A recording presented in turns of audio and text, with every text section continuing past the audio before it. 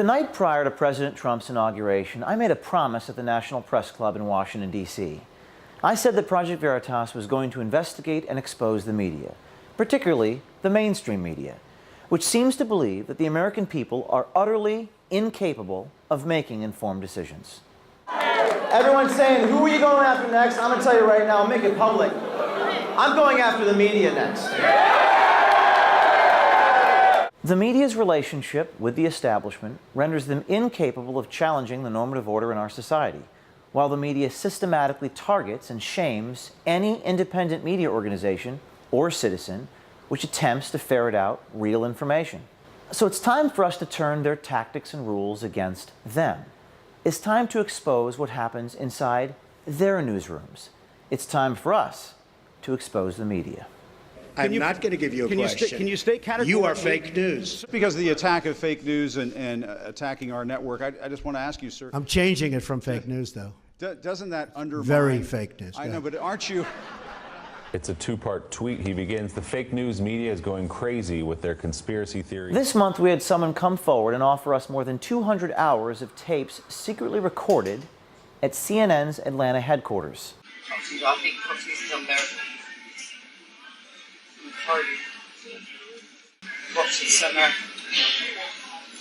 Now, the tapes are from 2009, more than a few years ago. But as they say, past is prologue. We thought there might be some interesting evidence in these tapes.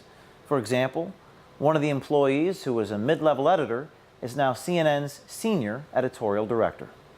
We are releasing the raw, unedited version of these tapes on our website, but we need your help. We don't have the time or the manpower to go through all the tapes.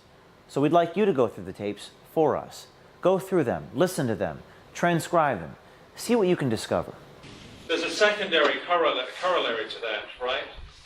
Aid the afflicted and afflict the comfortable. That's the voice of Richard Griffiths. He is the vice president and senior editorial director. When he says afflict the comfortable, we're wondering if that now applies to President Trump. If we are journalists, what is our role as a journalist? What is the fundamental role as a journalist for us to do? Tell a story, tell what's going on. There's a secondary corollary to that, right? Aid the afflicted and afflict the comfortable. To a degree, right? Is that not part of the traditional role of the journalism? It's actually one of the things I can be most proud of as a journalist. You know, we try to show our side of humanity so we can do something about it. It's hard. It's very hard. That issue, climate change, I mean, science is pretty much on board, and there are a few dissenters. There's no debate. Yeah. It's just like, you know, Born Again saying there's a debate over, you know, creationism and all that stuff. There is no debate. That's Joe Sterling. When these tapes are recorded, he was the news desk editor for CNN's online venue, The Wire. You can hear in the tapes his blatant bias against Republicans. Remember, when these tapes were recorded, President Obama was still in office. I'm a little biased. The only spin I think is going on is the Republicans. Right. They hate Obama so much, it doesn't matter what he does. It doesn't matter what he thinks.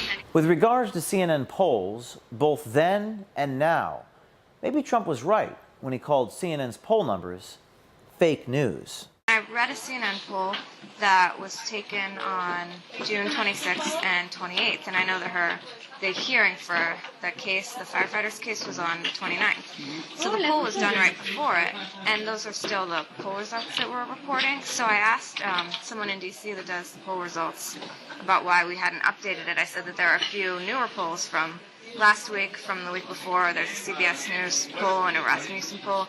And he said, we don't use Rasmussen. And I said, are we with CNN going to do another poll if we're only using that? And he said, we're not going to be doing another poll. Those are the results we'll be using. So I don't see how that's reporting all sides, because that poll said hold for release until Friday the 10th. Yeah, because who did you talk with? Paul, He's your director. Paul Stein, Yeah. Steinhauser. He's Okay. pretty high up the food chain. I agree. I think it's dishonest to use outdated information if new information shows something that is at variance with what you're recording. Yeah. That's dishonest. This wasn't released until 2 weeks after, so can we say a newly released? No, you can't say that. You can't say that. You can't say that at all. This is usually released. But it says for release on I know. Friday.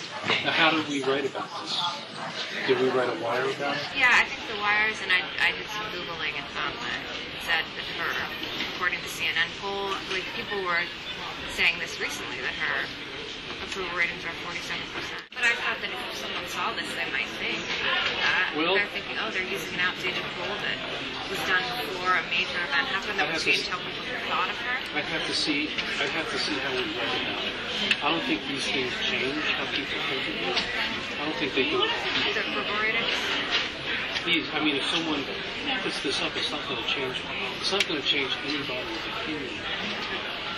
In 2009, Paul Steinhauser was CNN's deputy political director. CNN likes to call on Donald Trump and everyone else for their political incorrectness. But we found within CNN's newsrooms, they can be too politically incorrect.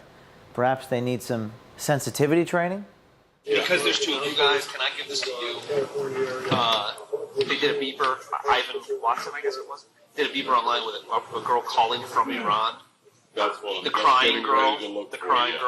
Someone just called asking for it, so I would say try to find that emotional part where she's like, Yeah, I'm looking for that right now. thank you.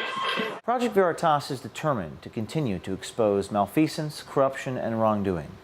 We want to become a destination where citizens can come forward, work with us, and make real impact. That's why today we're announcing a $10,000 award for anyone who comes forward with legally obtained materials exposing media malfeasance. If you have hidden audio recordings, videotapes, or documents inside of a newsroom or a media institution, and the material is good enough, I will pay you $10,000.